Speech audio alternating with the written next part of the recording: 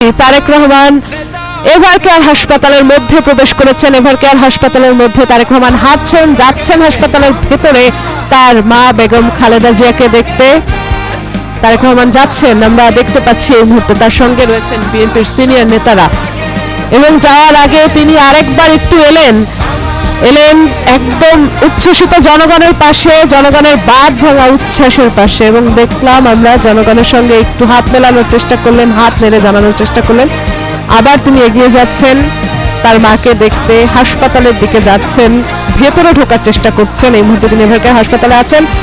তিনি হাসপাতালে তার মা যেখানে ভর্তি আছেন সেখানে যাচ্ছেন। আমরা দেখতে পাচ্ছি তারেক রহমান হাসপাতালের ভেতরে হাঁটছেন। আবার জনগণ যেখানে আছেন, কাঁটাতারের যে বাধা তাও কিন্তু উপেক্ষা করে তিনি হাত বাইরে দেওয়ার চেষ্টা করছেন, জনগণের সঙ্গে হাত নেড়ে কথা বলার চেষ্টা করছেন, মাঝে মাঝে থেমে থেমে।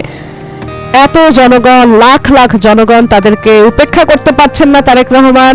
আবেগতাড়িত হচ্ছেন, বারবার জনগণের সঙ্গে কথা বলার চেষ্টা করছেন, সবার সঙ্গে কথা বলছেন। আমরা দেখছি তারেক রহমান ভেতরে ঢুকলেন, হাসপাতালের ভেতরে প্রবেশ করলেন তারেক রহমান।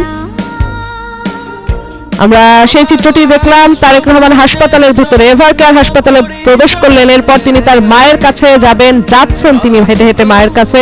তার মা ভর্তি আছেন এভারকেয়ার হাসপাতালের, সেখানেই তারেক রহমান যাবেন।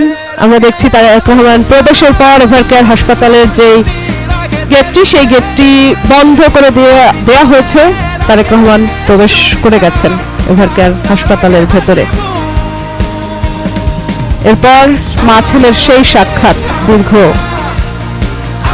17 বছরেরও বেশি সময় পর দেশের মাটিতে মা ছেলের সাক্ষাৎ হবে। যদিও বেগম খালেদা জিয়া বেশ অনেকটাই শারীরিক অসুস্থতায় ভুগছেন, ভর্তি আছেন।